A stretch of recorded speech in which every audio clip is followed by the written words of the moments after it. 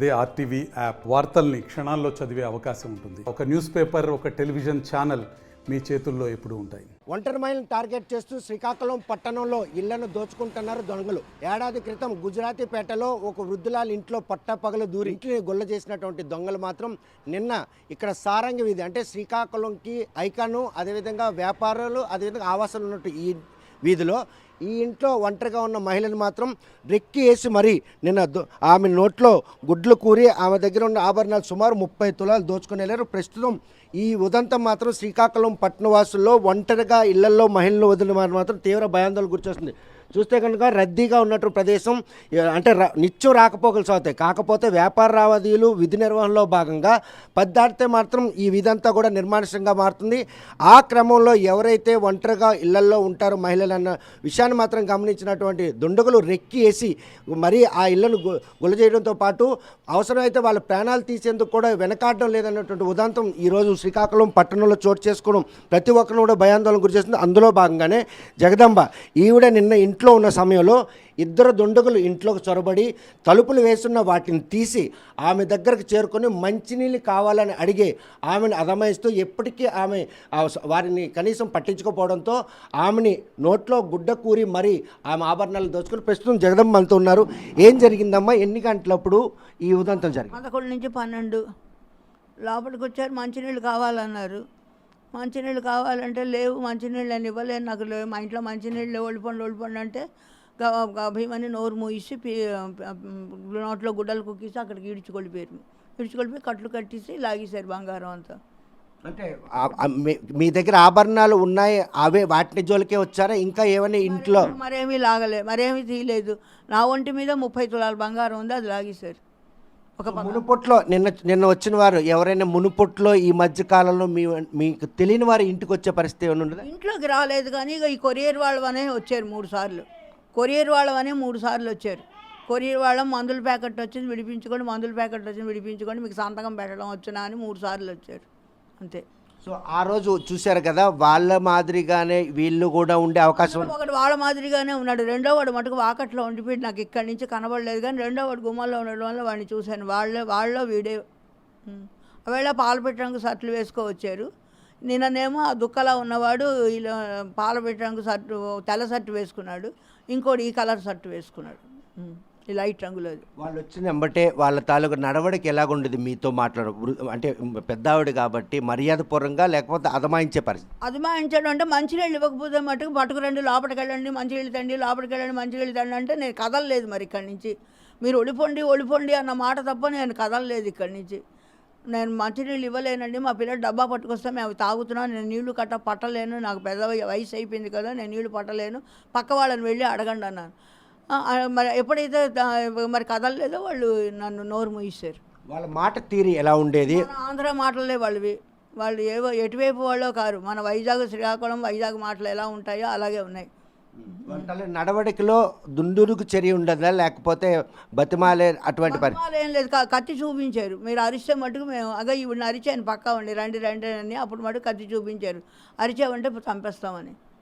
ఇప్పుడు ఎవరైనా ఇంటికి వస్తే తలుపు కొడతారు, లేకపోతే బెల్ కొడతారు, కానీ అటువంటి పరిస్థితి ఏమైనా ఉండదు? ఏమీ లేదు, తలుపులు తీసుకొచ్చారు. వాళ్ళు ఇక్కడికి వచ్చే వరకు నేను చూడలేదు, అప్పుడు వాళ్ళని చూసి అభిమాని వచ్చాను లోపటి నుంచి.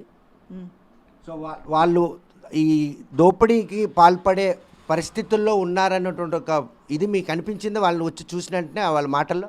వాళ్ళ మాటలు అంటే ఇక ఇది మంచినీళ్ళు అడిగారు, ఇవ్వకపోగానే నా నోరు మూసి ఇక్కడ గుడ్డ ఉంటే గుడ్డ కూరేశారు, ఆ గదిలోకి లాక్కొలిపి కట్లు కట్టేశారు. మొత్తం కాళ్ళు చేతులు అన్ని మెడ అన్నీ కట్టేసి మొత్తం నా ఆభరణాలన్నీ తీశారు. ఆభరణాలు తీసుకోవడంతో పాటు ఇంకేమైనా చోద్యం చేసేందుకు? లేదు, మరేమీ ముట్టుకోలేదు, మరేమీ అడగలేదు. మరి నాకు ఒంటి మీద తెలివి లేదు, మొత్తం పీక గట్టిగా ఉత్తరించేసినట్టు గట్టి గుడ్డలు కూరియడం వల్ల మరి నేనేమి మాట్లాడలేకపోయాను. అని అరవడం తప్ప మరి నేను మాట్లాడలేకపోయాను. ఆ క్షణంలో వారు మీ పట్ల అంత ఆకృత్యం పాల్పడినాడు, మీరు బతికి బట్టకడతారు అనుకున్నారు? అంటే మరి నాకు మరొక అరగంట సేపు ఆ పక్క అబ్బాయి వచ్చి కట్లిపోతే ఊపిరి ఆగిపోతుంది, అంతగా దారుణంగా అయిపోయింది అది. సో ఇటువంటి ఘటన చోటు చేసుకున్న నేపథ్యంలో ఇప్పుడు ఎవరైనా ఒంటరి వాళ్ళు వస్తే కనీసం వాళ్ళకు పలకరించే పరిస్థితి ఉందా? నిన్న జరిగిన ఘటన లేదు. ఎవరైనా తెలిసిన వాళ్ళు కానీ తెలియని వాళ్ళు కానీ వచ్చి తలుపు కొడితే కనీసం వాళ్ళు ఎవరినైనా అడిగే పరిస్థితి ఉంది. అడగలేనండి. నేను చాలా దారుణంగా ఇదంతా వాచిపోయింది, గొంతుగా అంతా నొప్పి, గుండె నొప్పి అవన్నీ.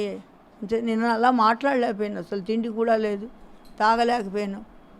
విన్నారుగా, చూస్తే కనుక ఇద్దరు దుండగులు ఇంట్లోకి చొరబడి కనీసం బెల్ కానీ గంట కానీ కొట్టకుండా గడికి తీసుకొని ఇంటికి రావడం జరిగింది. ఈ నేపథ్యంలో ఆమె అక్కడ సింక్ దగ్గర తన వంట పని చేసుకుంటున్న క్రమంలో 11 గంటల సమయంలో ఇద్దరు దుండగులు రావడం జరిగింది. ఆమెని అక్కడికి వచ్చిన తర్వాత ఆమె నోట్లో గుడ్డు కూరి ఈ గదిలోకి తీసుకెళ్లి కాళ్ళు చేతులు కట్టి పడేసి ఆమె ఒంటిపై ఉన్న ఆభరణాలన్నీ కూడా దోచుకున్నారు. ప్రస్తుతం వాళ్ళ అబ్బాయి ఉన్నారు. అసలు నిన్న అమ్మగారి విషయంలో వాళ్ళు వివరించిన తీరు ఉంది. ఈరోజు అమ్మగారు ప్రాణాలతో ఉన్నారు, కేవలం బంగారం పట్టుకెళ్ళిపోయారు. ఈ ఘటన మీకు ఎలా అనిపిస్తుంది? అంటే ఇది బంగారం గట్టే ఇదే బాగా దీనిగా ఉన్నా కూడా దుర్మార్గంగా వాళ్ళు ప్రవర్తించినా కూడా మనకి మనిషి ఉంది కదా అని ఒక ఆలోచన, ఒక సంతోషం అయితే మాత్రం ఉంది సార్. మా మదరు మెయిన్ సేవ్ అయ్యారు కరెక్ట్గా. దేవుడి దయ వల్ల మా మదరు ఆ టైంలో కాన్షియస్లో ఉండి టక్కుని మా పక్కింటి అబ్బాయిని పిలవడం, తను వెంటనే విని రెస్పాండ్ అయ్యి టక్మని లోపలికి రావడం, ఈ తాలూకా ఇదంతా కూడా ఒక భగవంతుడు తాలూకా దీనివల్లే ఆ విధంగా వచ్చి ఆ టైంలో తను సేవ్ చేయకపోతే మాత్రం మా మదర్ ఇంకొక 5-10 మినిట్స్ అయితే మాత్రం ఇంకా మరి బ్రీత్ మరి ఇంకా ఉండదు. చాలా దారుణంగా పట్టణ నడిబొడ్లో ఇటువంటి ఘటన జనావాసాల మధ్యన, అంటే శ్రీకాకుళం పట్టణానికి గుండెకాయ లాంటిది ఈ ప్రాంతం. ఈ ప్రాంతంలో ఇటువంటి ఘటన చోటు చేసుకోవడం ఏ విధంగా నేనైతే మాత్రం ఎప్పుడు ఫేస్ చేయలేదండి. మా మదర్ కూడా ఎప్పుడు ఫేస్ చేయలేదు. 50-60 ఇయర్స్ నుంచి మా మదర్ ఇదే ఉన్నారు. నేను ఆల్రెడీ 40 ఇయర్స్ నుంచి చూస్తున్నాను. విన్నారుగా, ఈ నేపథ్యంలో నిన్న జరిగినటువంటి ఈ ఘటన మాత్రం ఈ చుట్టుపక్కల వారందరినీ తీవ్ర భయాందోళన గుర్తుంది. జగదాంబ ఒంటరిగా ఉన్న విషయాన్ని నెల రోజుల క్రితమే కొరియర్ బాయ్లుగా వచ్చి రెక్కి నిర్వహించిన వారు మాత్రం నిన్న బెల్ కొట్టకుండా గడి తీసుకుంటూ లోపలికి వచ్చి మంచినీళ్ళు అడిగినట్టే అడిగి మంచినీళ్ళు ఎప్పటికీ ఇవ్వకపోవడంతో ఆమె మాత్రం వాళ్ళని ప్రతిఘటించారు. వెంటనే డబ్బుల కోసం బంగారం కోసం దొంగతనంకి వచ్చారని నిర్ధారించుకున్నారు. ఆమెను పట్టుకొని నోట్లో గుడ్లు కూరి ఇదే గదిలోను బంధించి సుమారు 20 నిమిషాల పాటు వారిని మాత్రం ఆమెని ప్రాణాలతో బతికి బట్టకట్టిందని చెప్పేసి అబ్బాయి మాత్రం ఒక రిలీజ్ చేస్తుంది. కాకపోతే పోలీసులు కూడా దర్యాప్తు చేసే పరిస్థితికి వచ్చారు. నిన్న జరిగిన విషయంపై ఇక్కడ చూస్తే కనుక వారు కూడాను అసలు నిన్న ఎన్ని గంటల వీళ్ళు కంప్లైంట్ చూస్తే కనుక దర్యాప్తు నేపథ్యంలో ఎటువంటి అసౌకర్యం ఉండకూడదు, వాస్తవాలు తెలుసుకునే ప్రయత్నంలో నిన్న జగదాంబ ఇక్కడికి రావడం, ఇంట్లో ఉన్న విషయాన్ని మాత్రం నెల రోజుల క్రితమే రెక్కి నిర్వహించారు. కొరియర్ బాయ్ రూపంలోకి వచ్చి వారు బుక్ చేయకపోతే పార్సిల్ వచ్చింది తీసుకోవాలని చెప్పి ఆమెను మాత్రం బయటకు వచ్చేందుకు చేసిన వారి ప్రయత్నం ఇప్పటికీ ఫలించకపోవడంతో నిన్న 11 గంటల సమయంలో తన అబ్బాయి మాత్రం విధి నిర్వహణలో భాగంగా బయటికి వెళ్తే ఆమె ఒంటరిగా ఉందని తెలిసినటువంటి ఇద్దరు దుండగులు లోపలికి రావడం, మంచినీళ్ళు అడిగినప్పటికి కూడా ఎప్పటికీ జగదాంబ ఇవ్వకపోవడంతో మాత్రం వాళ్ళిద్దరూ కూడాను ఆమెని పట్టుకొని నోట్లో గుడ్లు కూరి ఆ గదిలో బంధించి ఆమె ఒంటిపై ఉన్న 30 తులాల బంగారు ఆభరణాలు మాత్రం దోచుకెళ్లారు. ఈ ఘటన శ్రీకాకుళం పట్టణ వాసులందరినీ కూడాను ఉలిక్కిపాటు గురిచేసింది. ఎందుకంటే పట్టణంలో గుండెకాయ లాంటి ప్రదేశం ఇది. వ్యాపార లావాదేవీలతో పాటు ఆవాసాలు ఉంటారు. సుమారు 60 ఏళ్ళుగా ఆవాసం ఉంటున్న ఈ ఇంట్లో నిన్న జరిగినటువంటి ఈ చోద్యం మాత్రం పోలీసులు సవాల్గా తీసుకున్నారు. గతంలో గుజరాతీపేటలో కూడా మేడపైన ఒక వృద్ధురాలి విషయంలో కూడా దుండగులు అదే విధంగా చోద్యం చేశారు. ఈ రోజు కూడా అదే విధంగా వాళ్ళు దోసుకోవడం మాత్రం ప్రతి ఒక్కరు కూడా ఈ విషయంలో పక్కనున్న సీసీ ఫుటేజ్ ఆధారంగా పోలీసులు మాత్రం దర్యాప్తు ముమ్మరం చేశారు. ఎవరైతే ఇంట్లో చొరబడినటువంటి దుండగులు ఉన్నారో వారి యాస భాష మాత్రం ఈ 3 జిల్లాలకు సంబంధించిన వ్యక్తులుగానే జగదాంబ స్పష్టం చేసి ఈ నేపథ్యంలో దొంగలు అంటే పట్టుకునేది పోలీసులు చేస్తున్న ప్రయత్నం మాత్రం అతి త్వరలోనే వారు ఎవరైనా తేల్చేందుకు మాత్రం ఎట్టి పరిస్థితుల్లో కూడా దోహదపడేందుకు అవకాశం ఉంటుంది. ఆ సీసీ కెమెరా ఫుటేజ్లో మాత్రం సీసీ కెమెరా కూడాను కలర్ పూసి తన ఫేసులు కాకుండా వాళ్ళు ప్రయత్నించారంటే స్థానికంగా ఉన్న ఎవరో ఒకరు ఈ ఇంటి గురించి కానీ ఈ వీరి తాలూకా స్థితిగతుల గురించి తెలిసిన వారే ఈ దొంగతనాలు పాల్పడి ఉంటారన్న అనుమానం కోణంలో కూడా పోలీసులు దర్యాప్తు చేస్తున్నారు. వీడియో జర్నలిస్ట్ రామకృష్ణతో సత్యం, RTV శ్రీకాకుళం. మరిన్ని వీడియోస్ కోసం ఛానల్ ని సబ్స్క్రైబ్ చేయండి. లేటెస్ట్ అప్డేట్స్ కోసం వాట్సాప్ ఛానల్ ని ఫాలో చేయండి. అండ్ లింక్ డిస్క్రిప్షన్ లో ఉంది.